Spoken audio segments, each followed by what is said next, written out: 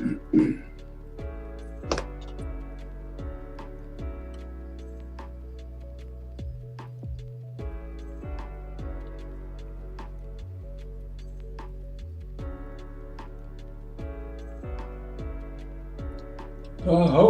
bonjour, Anishinaabe. Yeah. You're listening to KBFT 89.9 FM, broadcasting at you from the Nett Lake School campus here in beautiful Nett Lake, Minnesota.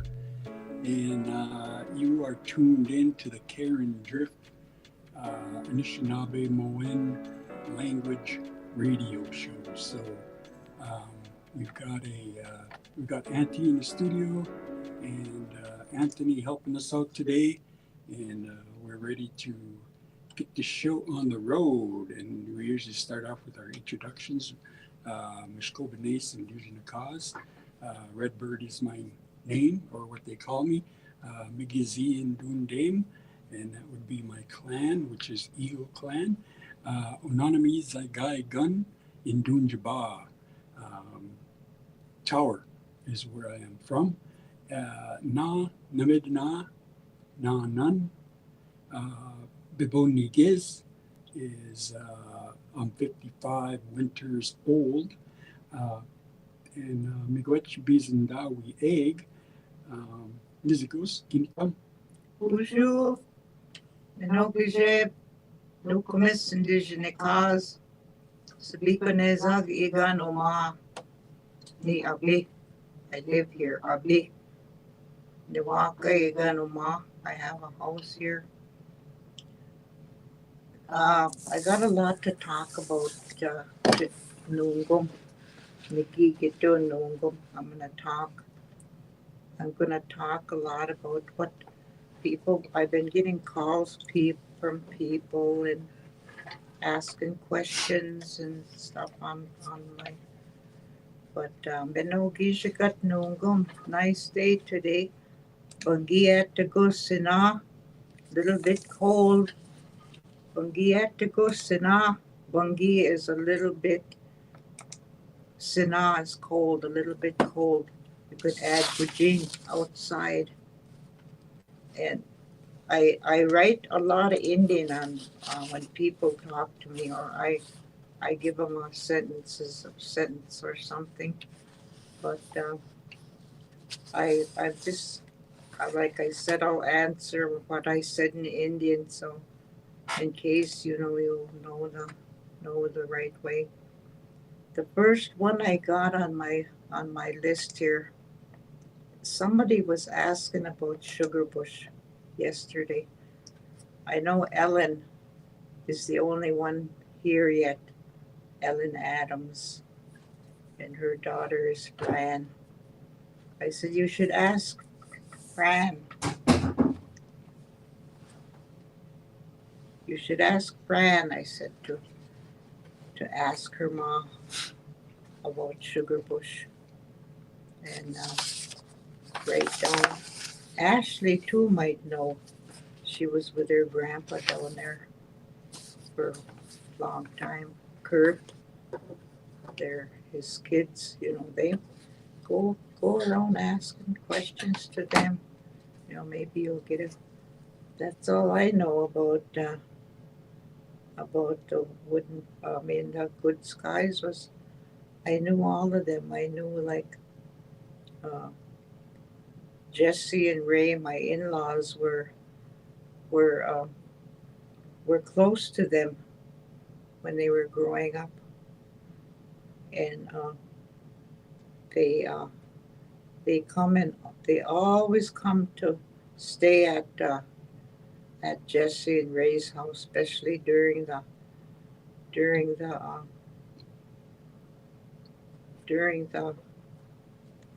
racing time. They used to come and stay. Gamot and I can't hardly remember Wiz and Jean's and Ellen's dad. I knew his name, but he might have passed early. I'm not sure, but I knew Harold. That's Dejan's dad. His Indian name was Ji Bayat. I don't know why some names stick in my head and some don't. Bayat was his name, old Harold Goodsky. And they used to spend a lot of time when I was a kid. We didn't live far away from where Lester and Jeanette and all the younger kids my age lived, and we go play up there, and they would come play down there. But I used to see them. That caribou lady, Agnes. That was her and Walter Caribou were sister and brother, and she was a real nice looking lady, Agnes. And then so I knew all of them. I knew all their kids. I was same grade with Bonnie. Then Mabel, the Asian sister, she passed in her teens. And I knew all of them. Where's Jean? Because Lester was close to them. That was his really close relative. Because Lester's mother, Ray Drift's mother, her name was Edith Goodsky, and that was Ray Drift's mother. And she was a sister to Jean's dad and Dejan's dad. So Ray Drift was really close with them. And I said, I knew a little bit of, I knew a little bit about Sugarbush because my in-laws were close to Henry and Harold, Helen and Agnes. She was Helen Burnside and Agnes Caribou. They come from, I don't know they come from Canada that way. The lady. When I went to school in Orr, I was same grade with their younger sister, Bonnie. Then Mabel was two grades ahead, I believe. But then during the winter months in her teens, she passed away. Before they got her to the Cook Hospital, she passed away. And Ellen was a Head Start director at when I worked at Head Start.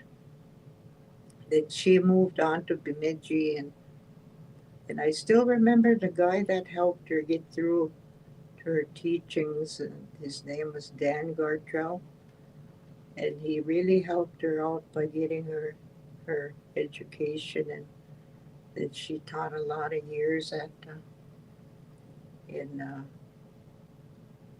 Pogonegijik. And then I worked with Alma when they had this foster grandmother program going. She was hired up at Head Start to be one of the grandmas there, and that's how I worked with them every day and really got to know them good. And we'd all talk the language because Ellen and Alma knew they were fluent speakers. And another thing, like I remember as teenagers, we'd hang around. I think I was like 15, I think, and we all had a party down to Sugarbush. That was before Jean and Dejan and them. Quiz wasn't there, just Jean, and they had kind of like a party there. And me and my cousin went, Sarah. We went to that party, and everybody was paired up except me and old Jean. And we're both Caribou clan. He's Caribou clan and I'm Caribou clan. And that's the first thing we knew right away. They tried to get us to go be a pair, and I said, no, we can't. We're Caribou. So, but we thought a lot about our clans back then, But yeah, Bonnie used to come stay overnight with me. We never had bedrooms though, like in our Strongville house. we we had like a full bed, and that night she come overnight with me to stay. She rode the bus with me, and me, Bonnie, and my mom, we all slept on that big same bed, and my mom made a little bed on the floor for my brother Squeak, and but that's how we never had bedrooms, just one big open room with beds in there, and a big wood stove, and there was a sewing machine, and but yeah, that's what there might be some more. I used to just talk closely with Elma and Ellen when I worked with them. They told me a lot of things. They taught me a lot. Jean, Wiz, they were close with Lester because that was their close relative. But yeah, there's lots to tell. But I think Ellen would be the one to. I think I went down there once to Sugarbush, but they all come up here to Ray and Jesse's house and stayed. But then I was thinking about this here.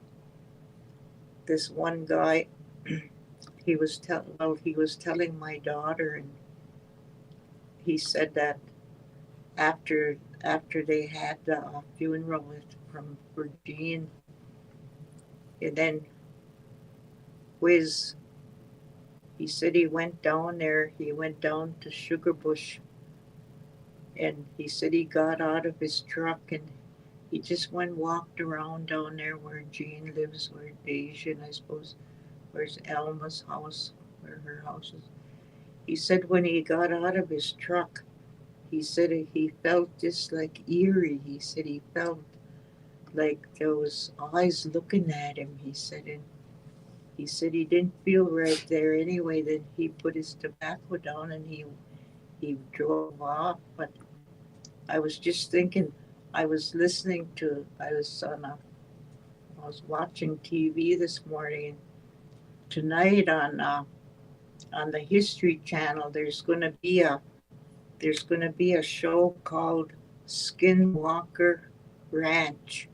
I don't know if you heard about it, but you probably did.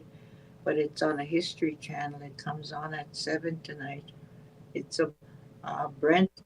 And I watched part of what Skinwalker Ranch was. It's about like spirits, and it's going to be interesting. And that's what I was thinking. I said, I bet if somebody went down to Strongville and where the good skies live down Sugarbush, I bet if they spent the night there, I bet they would hear a lot of eerie things, strange sounds, and that's where what's his name should come. What's that guy's name, George? He's related to us. He's from Ely. Oh, I can't remember. He was up here with Chaz. I can't remember. I'm having a hard time. Yeah, I can't remember his name anyway. I'm good at names, but was he into? He was into spirit, like dreams and like scary stuff. Huh. Well, he did.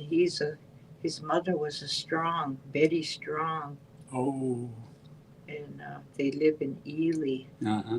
But that would be. I wish somebody would go and spend a night there just to see what they would see and what or hear. Just hear people there. And that was one of the things that I was talking about on Facebook about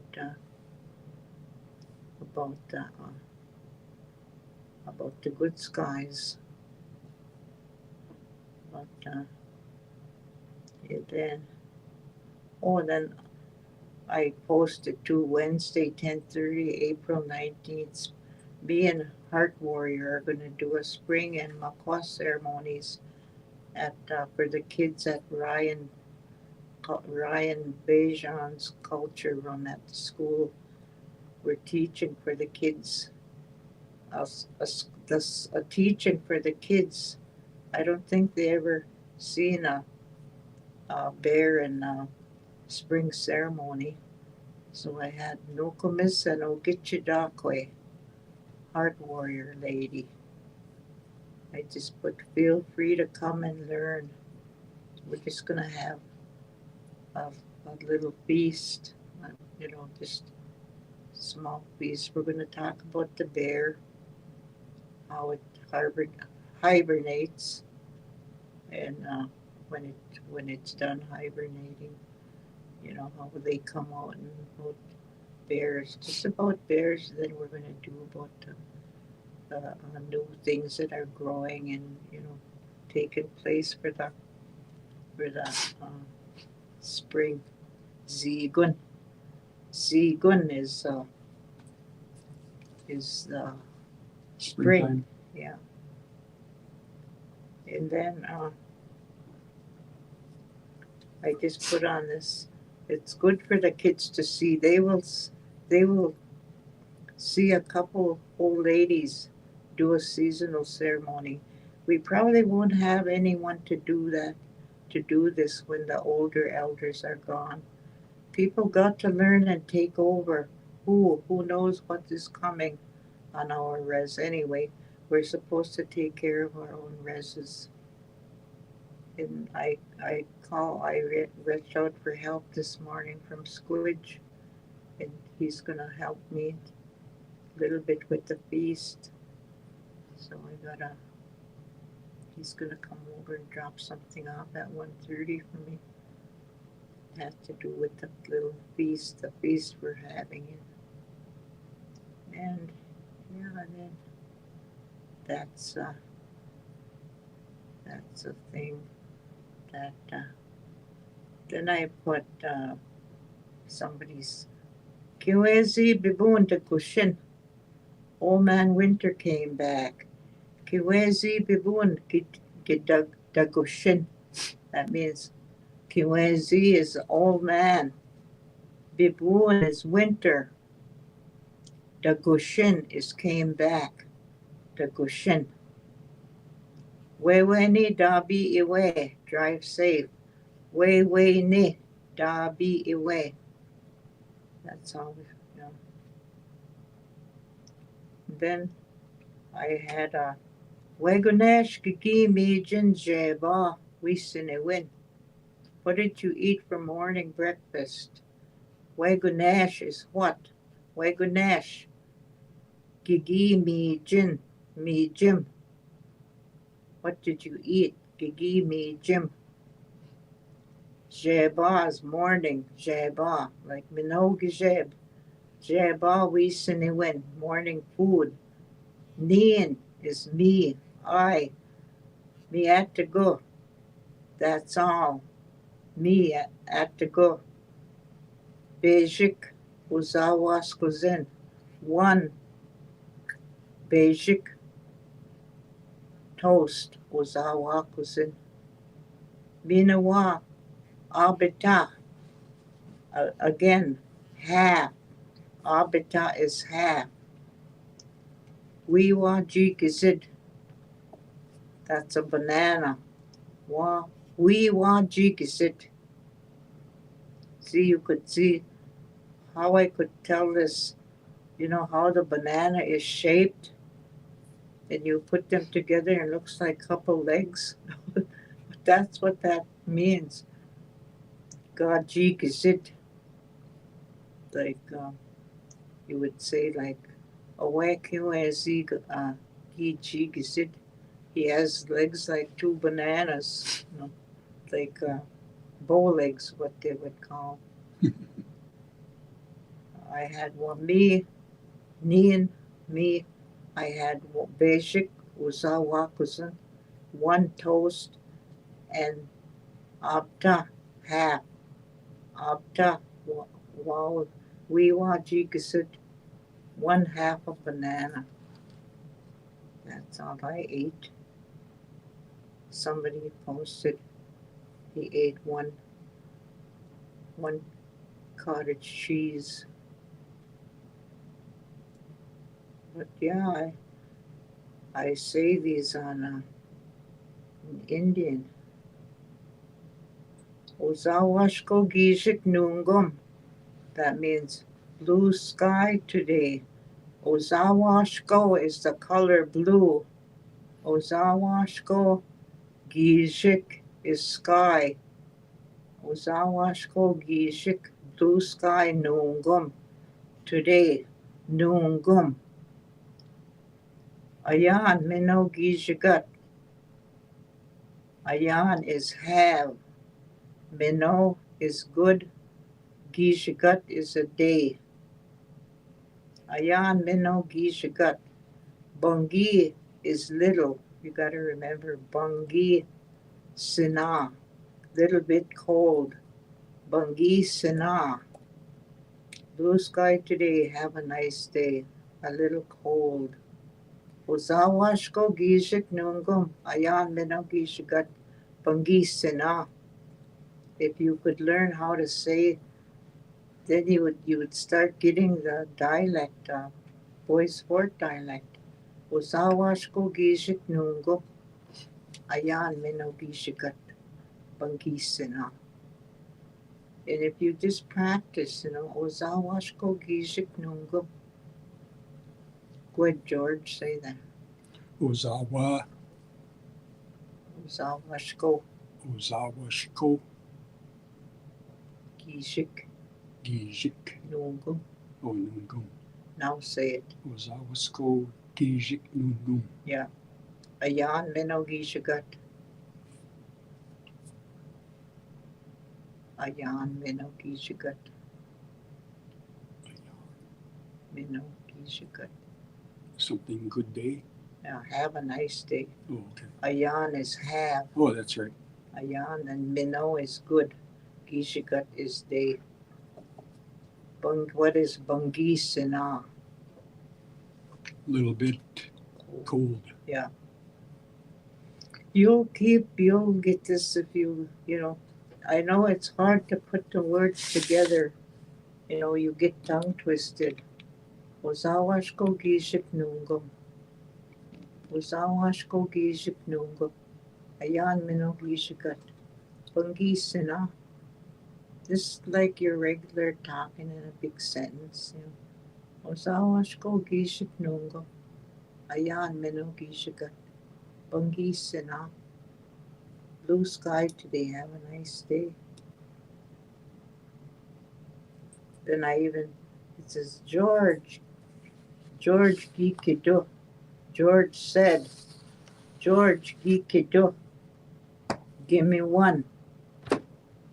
Mino magwas. Oh, rain smells good. Yeah. George Gikido. Kido is when you say something. Gegu kido. Gegu kido can. Don't say that if you want to say something. Gegu, you put don't in there or don't. Gegu kid can. Gegu kido can. Don't say that. You could say, but George Gikido, give me one. Mino maguzi, give me one. Smells good, the rain.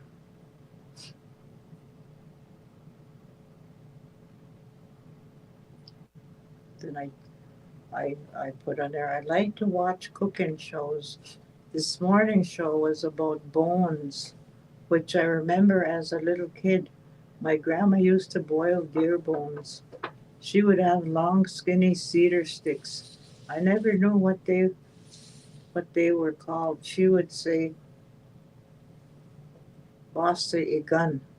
That was the deer, what was that deer? The stuff inside the bone. Oh, marrow. Marrow. Yeah. She called it zaagi'igining. Zaagi'igining. I didn't know the English word. Us kids would we would take it out with our long sticks. That was the most good tasting thing I ate. I never had that since I was a kid. And I don't know how. Like, I never had any, well, the wild meats like deer.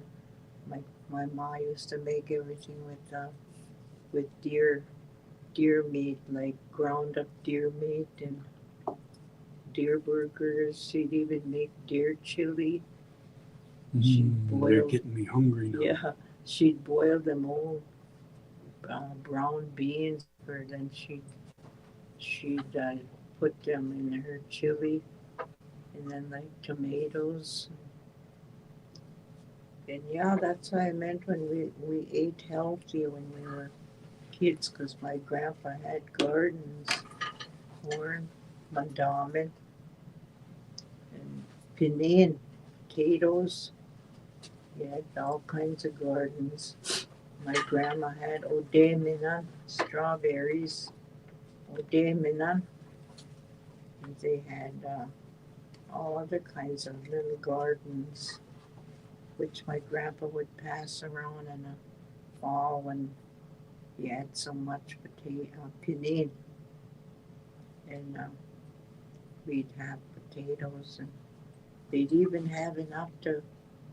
Uh, our horse Callie used to come pound on the back porch with his hook, like he just knew when they would give him potatoes, they'd give him whole potatoes, and he'd eat them, and he'd kick on a door with his big hook, and that's how he was letting them know he was there to get some feed some pinyin.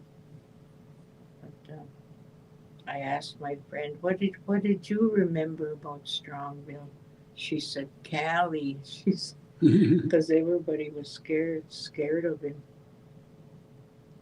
I remember he wouldn't let anybody ride in. Kenny got on him, and that horse started running just fast. We were thinking Kenny was going to get hurt, but he didn't. Can't remember how they stopped Callie and got. Kenny was hanging on. He was only like 10 years old, maybe 11.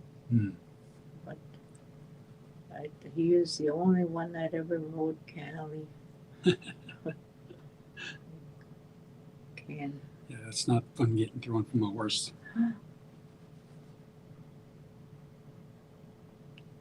I got bucked off just trying to get on one. It wasn't like a big horse. It was kind of a smaller horse.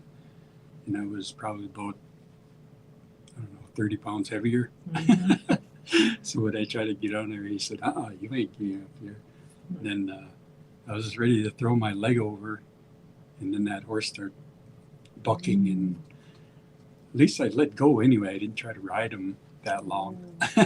But I came down right on my butt cheek, and boom! Oh, I was sore for almost a year. Oh, I know. I was always scared of the horses. I remember when they just know when a storm was coming, they'd be running just wild, and I would always have nightmares about Bebe Shagukashi. And I would watch again. I'd dream. I'd be hiding and they'd be trying to get at me. Then I quit Bawachike, Bebe Shagubashiag. I quit dreaming of horses then.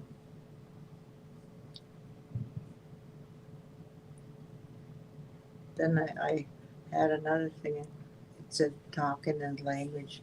Manedug, Ogi Kanema, Gishpin, Anishinaabemoin.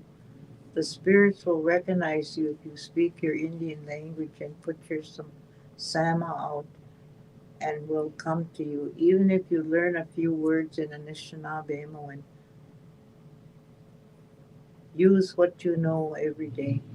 Manedug Ogi Kanema Gishpin Anishinaabemoin. That means the spirits will know you if you use your language.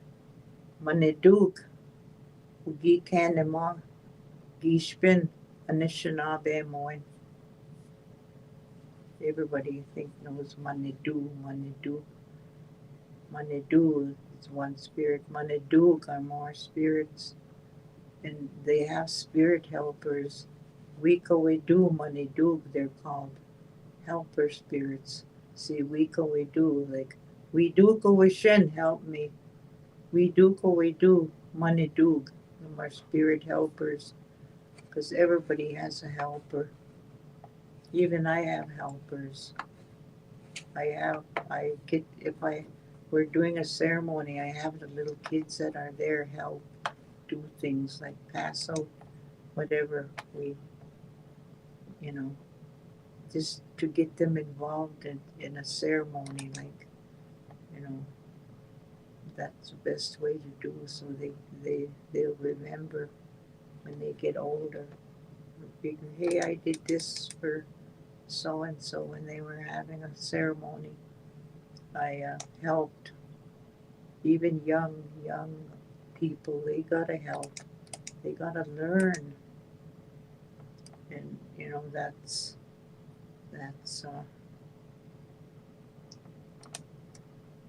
Gawin anuki wabang, no work tomorrow.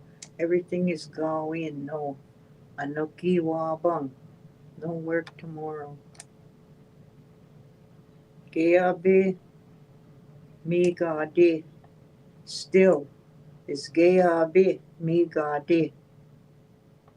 Kiwezi Old Man Winter is still fighting. Still fighting, Old Man Winter. Gayabe mi gadi. Kiwezi bibun. And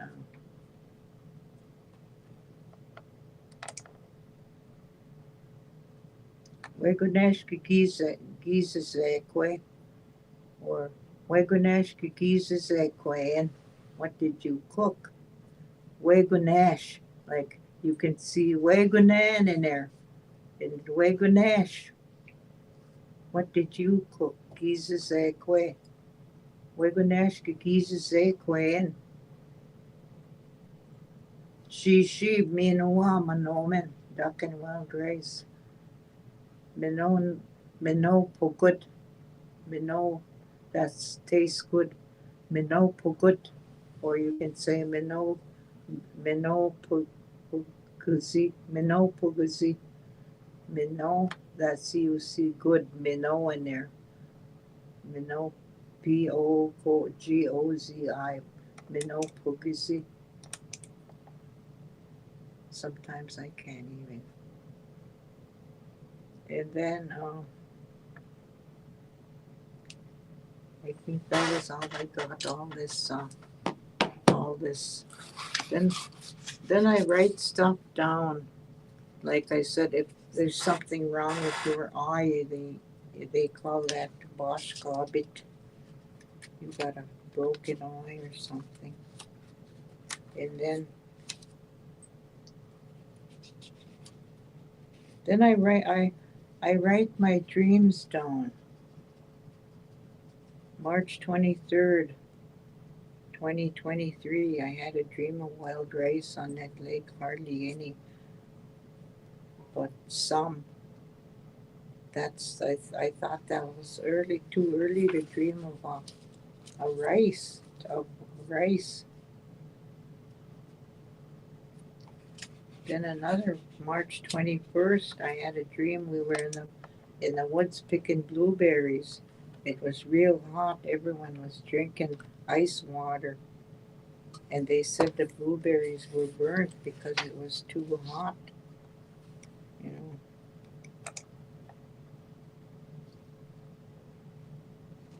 Then I have dreams of people that they're around here, but I don't know. We know them, and some of them are good friends, but I'm not thinking of them, and yet I dream. I just had a dream here not too long ago of Marty, but he was with a little baby, little boy, and then I found some new words that I wrote down. like words like when I used to when my kids were little kids, Pete, Mark, son, and Arlene, and when they were little kids, Fair wasn't even born yet though. But when they were little kids, they would scare their grandma Jessie. They'd go up behind her and Jessie would say, "Gishkubanig." That means made you jump. Skubanig. And then, like we're talking, me and Brent were talking about fishing. You know, how you say setting net. You know, Bagito is how you say you're gonna set a net. Bagito, Bagito, Bagito. And that's setting net.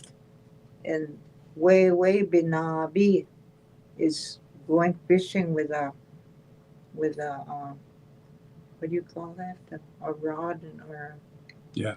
Yeah, way Fishing rod. binabi. That's and there's that fishing song, you know. There's way binabi min namatabin biduda, bring me biduda jidako mawad, something they can bite. Biduda jidako mawad. Then there's pull, we could be doing. That means pull it, pull us. We could be doing. And I remember we used to make our own fishing things when we were kids.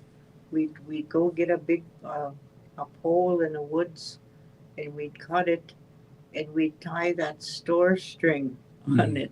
Oh, yeah. And we'd put a great big, one of the biggest safety pins, the bigger ones about that big, and we'd tie it in that little safety pin hole, that string, and we'd steal our grandma's salt pork, and we would get some fish just by making our own old fishing rod. And we thought of everything like that when. Just like our Indian toaster. My grandpa though made an Indian toaster for us. You know, that's what them coffee cans. They were only about that big, and he'd drill holes on each side, and he'd put wire or ice, some kind of a through there, and this way we'd put our bannock. We cut bannock, and when my mom would make them big round bannocks, we'd cut them this way, and they'd be like bread, and we'd put that bannock on the toaster, and we'd put lard on there. And I remember Miss Inobitum would come when we were all playing, and he'd be hungry. He'd be hollering before he went in the house. He'd say, "Kweshigan bimite." That's bread and lard. Kweshigan bimite. Bimite is lard. Kweshigan is bread. Well, that's what we knew, you know, like shkubinik. And then I like I said, I was dreaming of Marty with a little baby, little boy. Then I was dreaming of Sophie, Goggle Eye. That's Darlene's grandma, Darlene Goggle Eye. And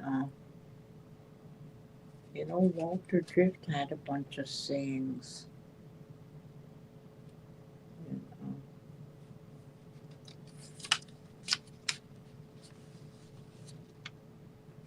I just wrote. I write things down that are that I hear of the old words that people use. Meoja, long time ago. Like I don't think some of them aren't in a dictionary. Yeah, I remember my dad used to say something all the time that Walter used to say. Yeah. what our grandparents used to say.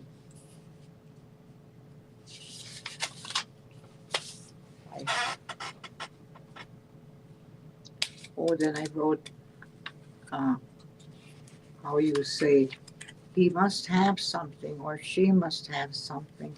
Gegu odanaduk. Gegu is something. Odanaduk must have something. Gegu odanaduk away. Duk. Gegu. Gegu odanaduk. That's what he must have something or she must have something. And then how you say how do you get that, you know, or let's see, what was that word? One of these men used to use Ondigaundinum.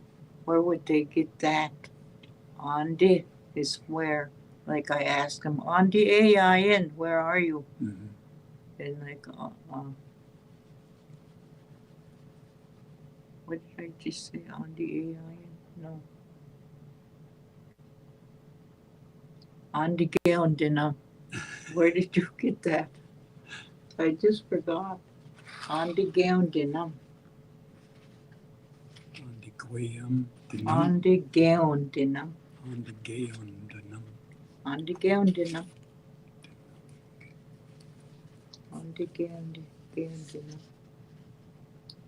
Oh, we'd stop. They would stop at this. They would stop at this house for garbage. They pick up when they first start picking up garbage, and these people were really poor, and that was a long time ago.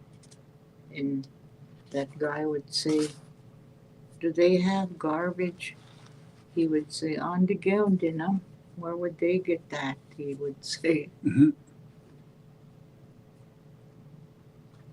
Then there's one gay kanaf that's at.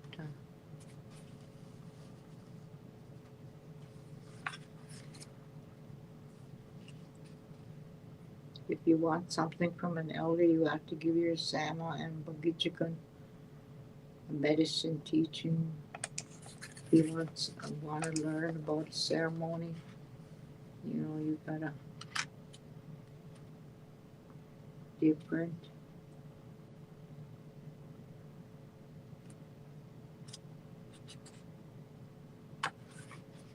I had a bunch of stuff. I can't keep one book. I have to.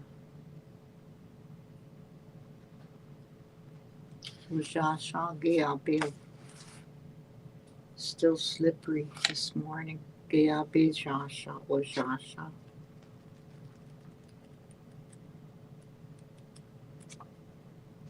have them laying all over the house? Yeah, I have 6 books like this. Oh, wow. I took Anthony's books.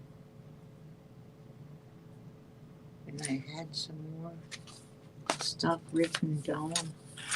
Yeah, I don't know where all mine went. I know I kept a lot when I was in my teens, early 20s. So they must be somewhere. I know I lost some things in storage. Okay, in the Amen, we're losing. The Amen, Anishinaabemoin, we're losing our language. And I was reading this. It said, keep the language alive for further generations. Keep the language alive for further generations. When the language dies, we become descendants of the Anishinaabe people. We are no longer Anishinaabe. Keeping the language alive for future generations. that's what I'm trying to do, keep them little kids knowing ceremonies and things like that. And that's why trying to work so hard at even giving our young people things, that they could think about, when we're gone. Just keeping the language alive for And I our think that's future. important. People understand, or at least know that, the government is always, maybe not necessarily overtly, but there's always an element out there that's trying to, I guess, take away or end um, our lands, as reservations, or specifically set aside for all of us Yeah, as Indian people, as members of our particular tribe or a particular band of Native Americans. So I think that's defined in some of the treaties, as I recall, that it talks about if we practice our ways, our culture, if we speak our language, if we practice our beliefs. So if we start losing those, then that's going to give them a reason to say, well, you're no longer who you think you are, or who you thought you were, or what you were. And so now, and that was part of the blood quantum, yeah, So I think that's what it entailed. And I don't know if anybody's, well, I'm sure there is. I know I learned it.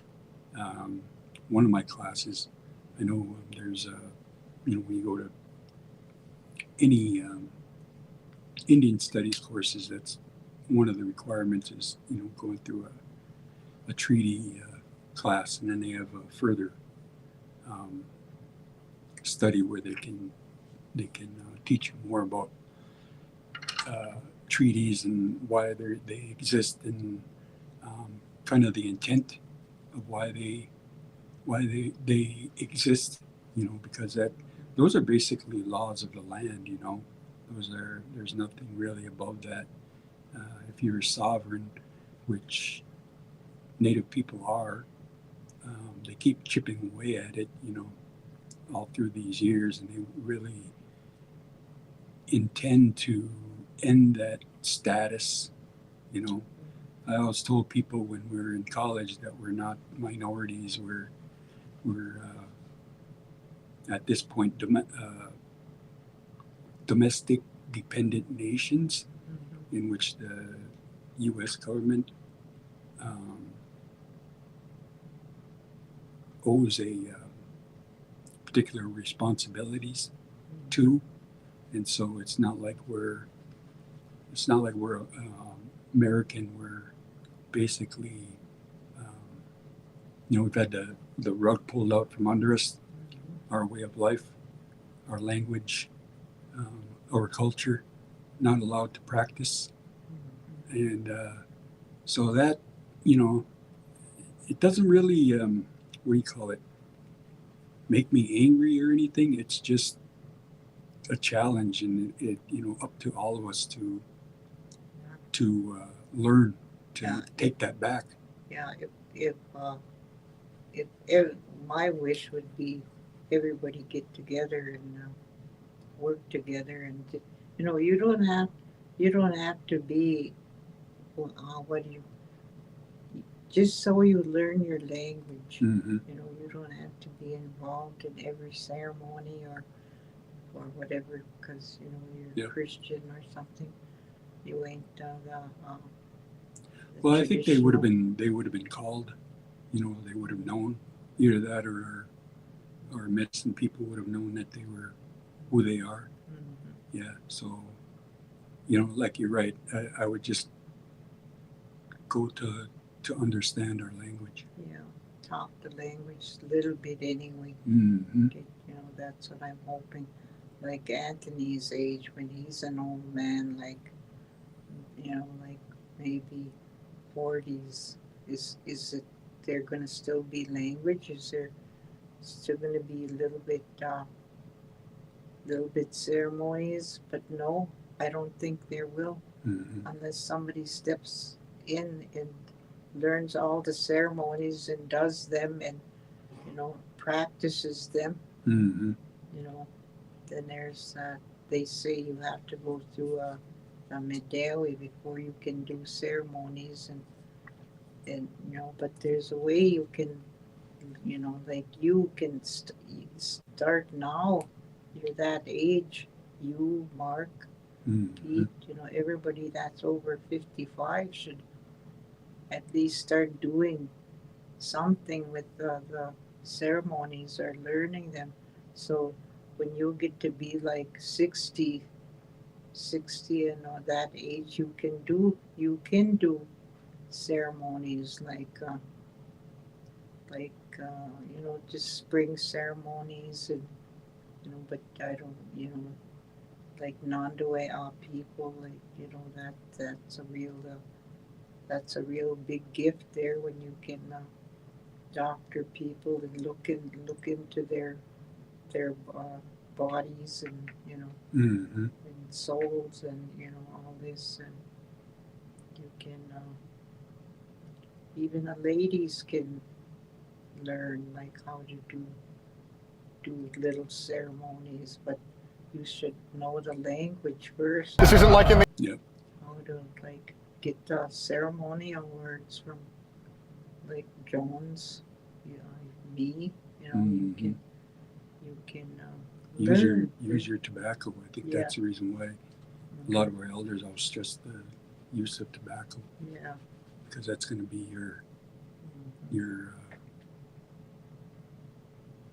what is it? Your pathway, maybe, I don't know, to understanding.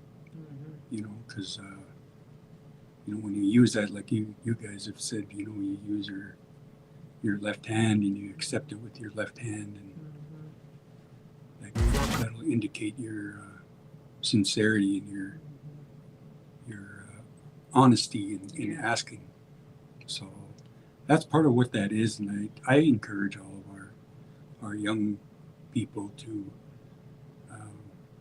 learn as much of it as they can. I mean, and I think what you're worried about is like when these kids nowadays get up to their 40s and 50s, whether or not they'll have enough resources for that,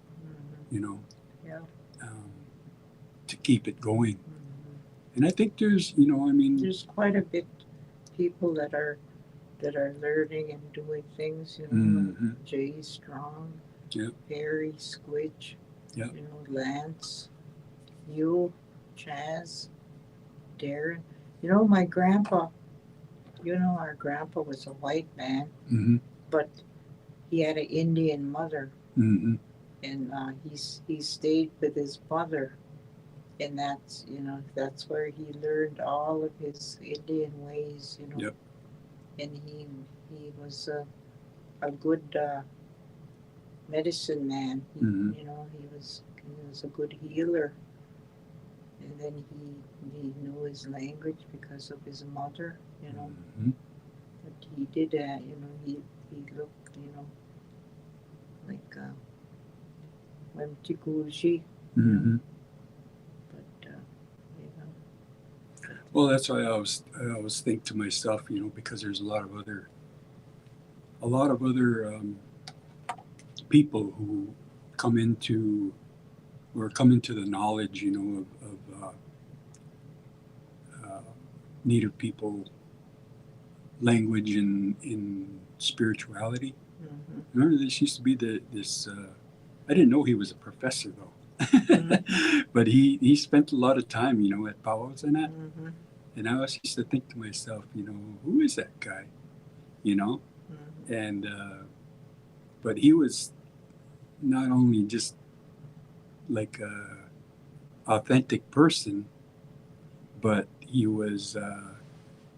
he was doing some research, Mm-hmm. you know, and I think that part of it turned a lot of other natives, you know, to kind of view him like, oh yeah, he's stealing our ways, or he's trying to profit off of it, or something like that. So those kind of things I can kind of see that happen, and you know, there's not much you can do about it, you know, other than just know that Yeah. that karma, or Mm-hmm. you know, will take care of it, you know. I mean, it's nice that everybody wants to know it, and I would hope that they keep part of it with them, you know, as Yeah. an honest way of life, Mm-hmm. you know. So I respect that, Yeah. you know, people that want to know. Yeah. I respect them too, but that know a lot about the Indian ways, and Mm-hmm. they can speak a lot, you know. And I respect them people that are, you know.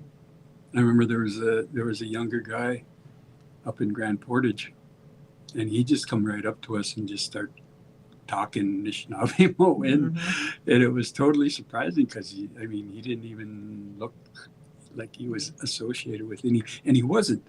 He was a student, and I can't remember where it was, like Augsburg or something like that in the cities.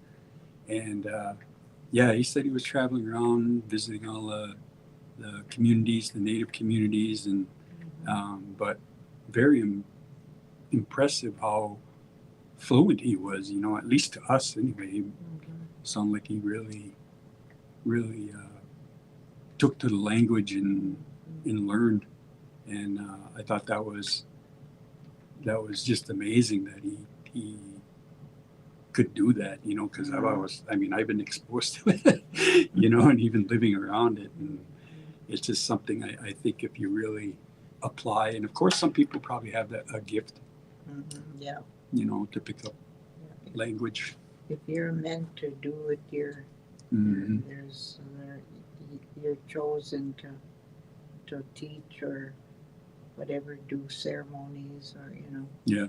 And it seemed like there's one person out of each family that is that, you know, that aren't tradition, that but there's one anyway that is a traditional and wants to learn, Mm-hmm.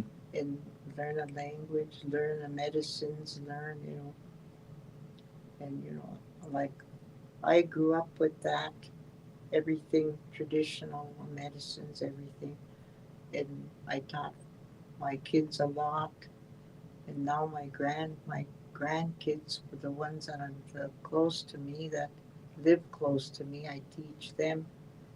And you know, but like there's one out of each family that's 100% into it.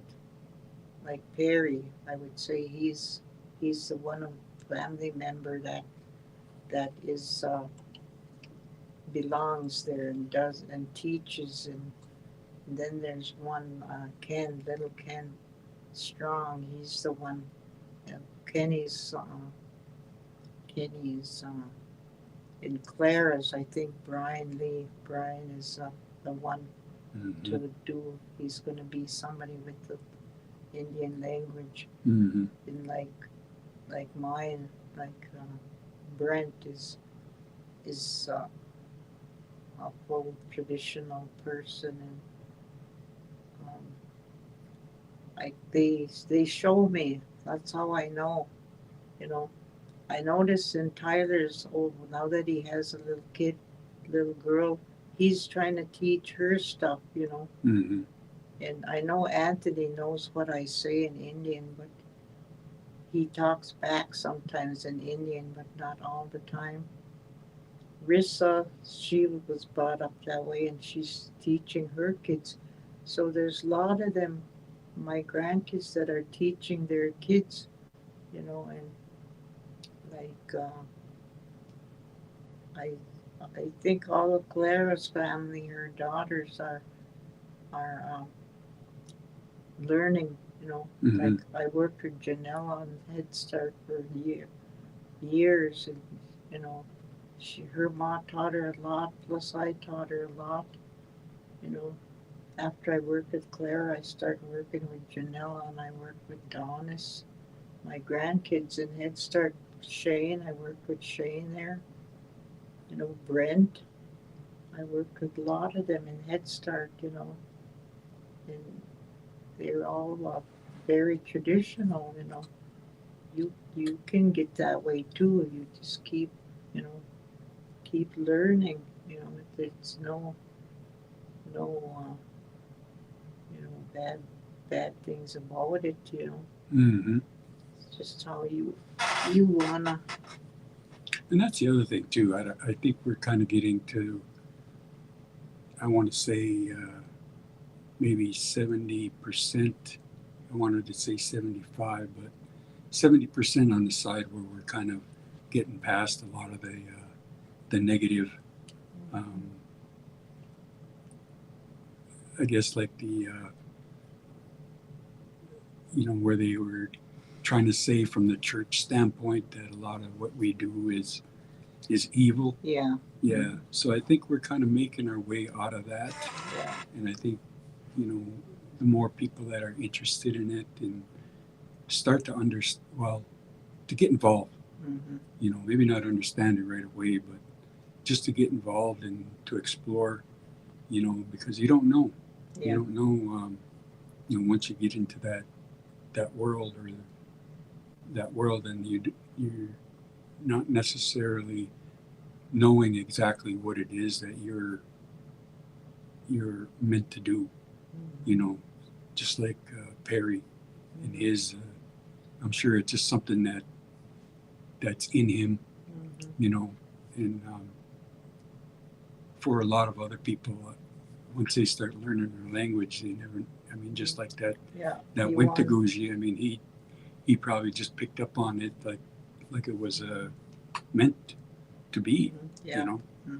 So I think people would surprise themselves if they really applied, an effort to pick up on the language, and then of course that's related to the culture, which is related to our way of life. Yeah, spirituality. I always tell like when I worked on summer youth programs, I always tell the kids, if you go to college, go take a course in Indian studies. I said that will get you interested in your language and culture. Mm-hmm. I said, because you're Anishinaabe, and like I was going to do a thing on death and dying, but I decided to put it off for another week and then do it. And like I was saying, when you do that part, like, oh, I must have been not meant to say this because I just blanked out. And that's another thing. I kind of perceive that also. Like there's things that, as a radio station, when we do stuff, interview people. I mean, sometimes that material will go lost. Either that, or we think we're recording it, but it doesn't record. Yeah. I mean, sometimes we're disappointed about it, but I think we've all learned that, well, if it was supposed to be, it would have been preserved. So I think the spirits are looking out for us in that way. So, and probably encourages a lot of our listeners if we don't, or if they don't get the entire story, or that they can always ask, like the way that it always was, they're taking tobacco and offering it. We had a lunch yesterday. You told me yesterday about, or a couple of weeks ago, about the elder round table, and that was really nice. I really liked that. We had about 5 or 6 in that group, and and we just started talking, and everybody wasn't really sure what was going to be shared, but Jay kind of led the questions, and I was really really surprised about how open the questions were, because there was, you know, I suppose from a young person's standpoint, that's what I liked about it, was his knowledge goes back so far. And so some of the questions that he asked were like, I know the information, like just like it's breathing, you know, but I never thought that if you were that young that you wouldn't know that information. And I try to think about when I was in my, well, I suppose in my teens or my early 20s, just trying to remember what, you know, like Vietnam, because that's the era that I don't remember too well. I remember Watergate, you know, like you can remember the power line or electricity, Yeah. and then some of the modern homes that were here. And he was really good at asking the questions, because he's like, well, when did this happen? When did that happen? Was this always the way it was? You know? And I like that, Yeah. because that really shows that he's, you know, sincere about it, you know, because he wasn't afraid to ask these questions, you know.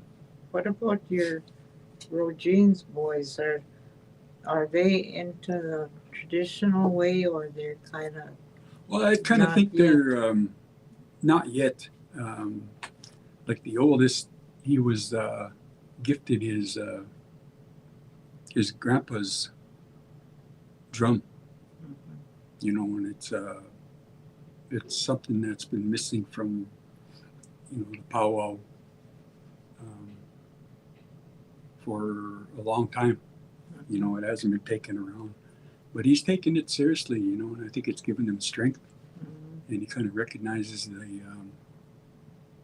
the responsibility, and he seems to be at the age where he needed that. Yeah. Yeah, and so it's good to see, and I want him to kind of reach out a little bit more to his family, Yeah. and then kind of understand exactly what goes along with being a drum keeper like that, especially of such a storied traditional drum. Yeah. And the others, I would kind of say that they're getting up to the age, like they're all in their 30s now, or getting up to their 30s. And you can tell that they picked up on a lot of things, but they haven't put it into practice. Yeah. Yeah. And it's kind of on the other side. Like I think when my dad was around, and of course we lost him in '96, and it's been pretty much their entire, you know, teens that they were missing, or he was missing. Actually, I think they were just little kids then, you know, 7 years old, 6 years old. But yeah, I'm pretty sure if he was around, it would have gone in a whole new direction where they probably would have been more involved. Yeah, or more practiced it a little bit more. Before he passed, he was a lot more open, you know, with things. I mean, he would pull me aside and talk to me, you know, just about things that are ahead. That's where I learned that thing about the future of reservations and the future of us as Indian people, you know, because he had a strong feeling that, you know, it wasn't going to be long before, you know, this our reservation could be taken away, and our way of life would be, you know, lost. And so I think that kind of played a lot in his thinking, but I could kind of see him breaking out of that. Yeah, because he would joke a lot. Yeah. But I kind of knew there was a seriousness to what he was saying, you know, and the subjects that he would joke about and things like that. So I think that was probably the best thing, that he could do for me, being the oldest, was just laying that groundwork, for that respect, and just knowing that it's important. Yeah. Oh, now that come back to me what I was gonna say, and I said and I forgot. Mhm. But like, this is what I was gonna talk to about in the death and dying thing I was gonna do. Anyway, my grandma used to say, she taught us a lot about, not like we couldn't go to funerals till we were 11 years old. They had to put blankets on the windows so we couldn't see, Mm-hmm. and when we were little kids. And she used to tell us that you people, different races go different places. And she used to say, if you marry she'd say, if you marry a white man, she'd say, you try to go with him, and they'll chase you away because you're Anishinaabe and he's Wemptigushi. They'll tell you to go where your race is, so you have to go back to the Indian place, and and that's what she used to tell us, and that was one part I was going to talk to about the different races, Mm-hmm. even though the person knows a whole lot about Indian culture, it's still, he's a different race, so he has to go his own way, and you have to go where your ancestors are. Mm-hmm. Naginaboog, Yeah. when they died. Naginaboog, that's what it means when they pass away. But that was one thing. I got a whole little book like this that I was going to talk about.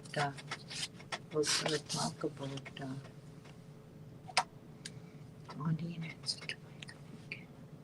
11:34.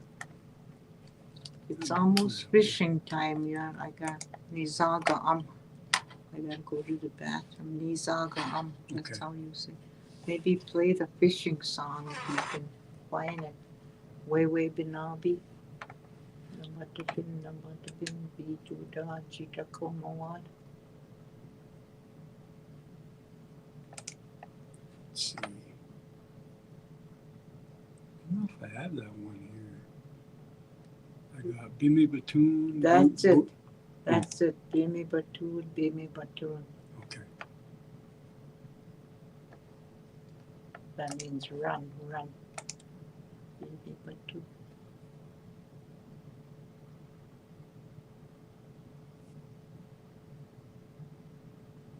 All right, everybody, we're going to take a quick break here. We'll be back in about, hopefully, 5 minutes.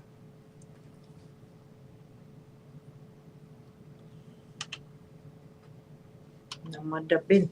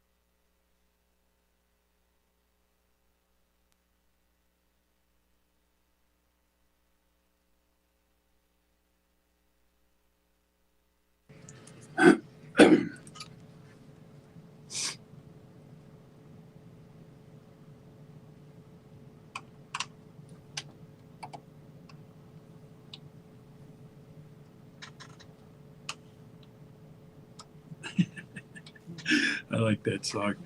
Little James Brown for you. Not really, but close. That was a Nayashin school. And do you know who's doing the voice on there? No. Oh, okay. I don't see any notes on it either. Whoops, I'm sharing my computer here. I didn't realize. All right. Okay, so anyway, we're back. We only got about 10 minutes left, and I'm going to leave it open for Aunty to bring up her materials here. I think she had a few things that she wanted to go over here before we end the show. And I'll put the time up here for you.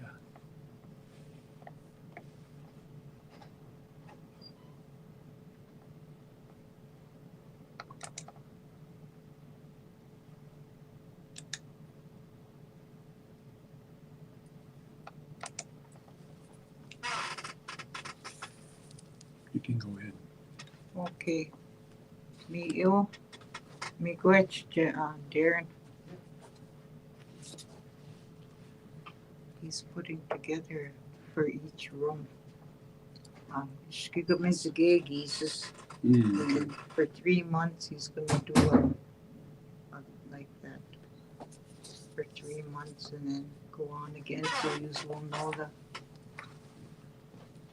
Well, I still have a lot to go through and I don't think we'll have too much time yet but I was reading on Facebook again that there was a post that they're gonna have they're giving till April 5th or May 5th. Did you see that about a name? They're trying to come up with a name for like a sober house or something. No, I didn't see that yet. Yeah, it's on Facebook. They're gonna ask people to try to. They want a name. Like I was telling them that one in Tower, they had a name contest for that daycare center in Zaagi'igining. It was called Kijo Zoo. Oh yeah. But that wasn't. It was done by a Wentiguji. And that he won the contest. And what it was supposed to be is a warm place. Gijuzi. That's what it was supposed to be. Gijuzi. But they pronounced it out as Kijawazu. And that wasn't right, It was Gijuzi. That means when you're nice and warm. Yeah. In a warm place. That was what that daycare was supposed to be called. Well, anyway, they're putting up that they're asking for people to write a name for the new whatever they're going to do. I think it's by May 5th or something. They're asking to put in. It's on Facebook anyway. Anyway, I start thinking about that. That would be a good place to.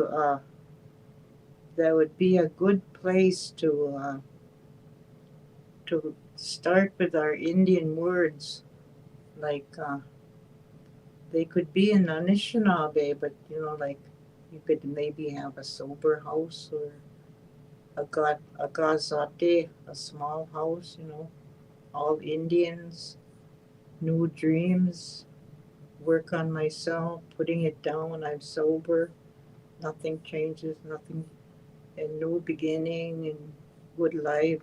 Then there's the names for the name is for a shelter is Tabi no Igan.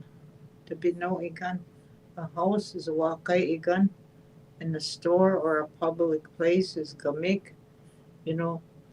They could start by doing things, naming a place in the Indian language, but then have the English name maybe on the bottom or the top, like say whatever whoever wins that contest, you know, put it in the Indian wording, you know, because I got about 10, 12 names already that I went through with. What did I go through with? Oh, I went through with Pharaoh. I said, look at all these, what you could call these in Indian. I said, that would be good. There's. Oh, yeah, I see it now. Did you see? Watch, that's what I put down. So, let's see. It says, did you know substance use disorder program is opening a new emergency shelter here in Nett Lake? We're asking the community for help naming our new shelter. Please submit your name, ideas via call, text, email, walk-in, your ideas for naming our shelter. Winner will receive a prize. Please submit ideas by June 2nd. So they got a little ways. But yeah, get your suggestions in.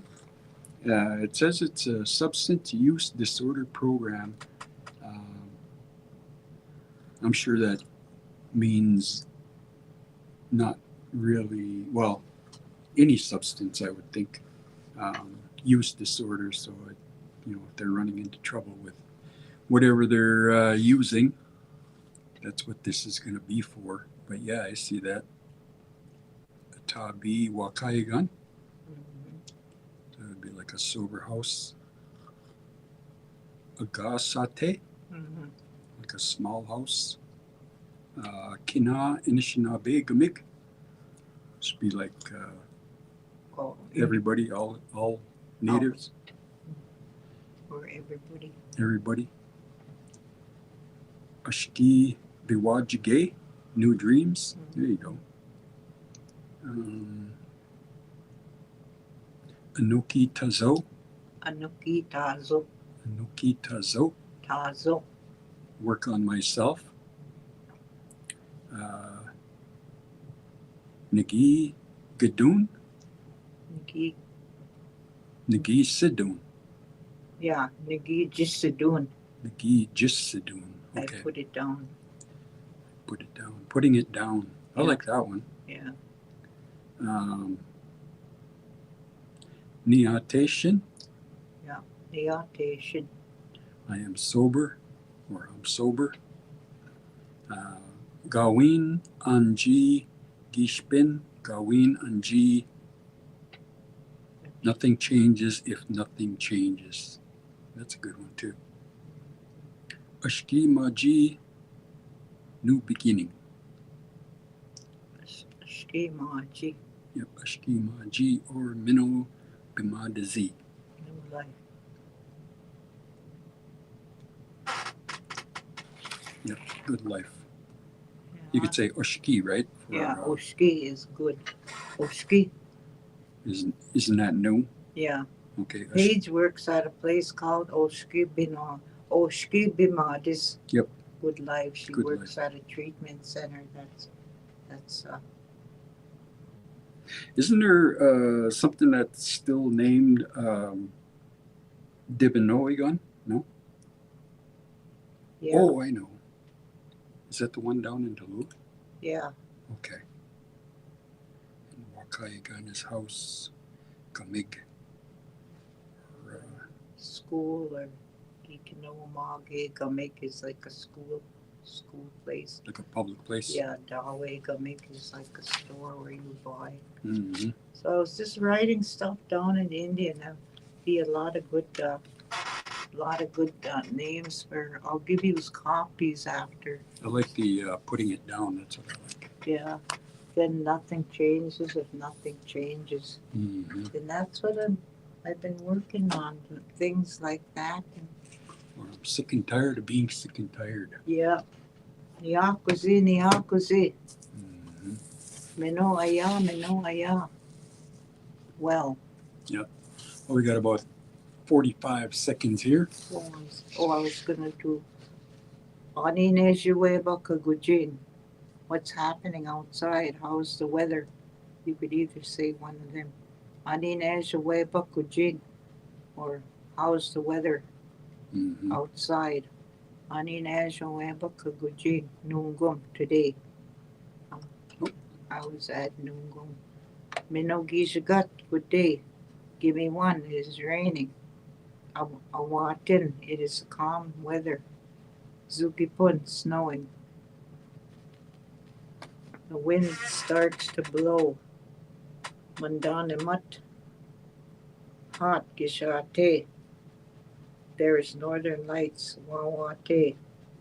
It is cold. Gisina. All right, I think that's Okay. going to do it here. Well, we'll finish this next Bama. Diwan Gishagat Thursday. Wait till Thursday. Bama Minogi. Neo Gishagat. Okay. All right, we'll check you guys on Thursday. Nijo Gijigat. Aho, Gigawabaman. Bisandawieg.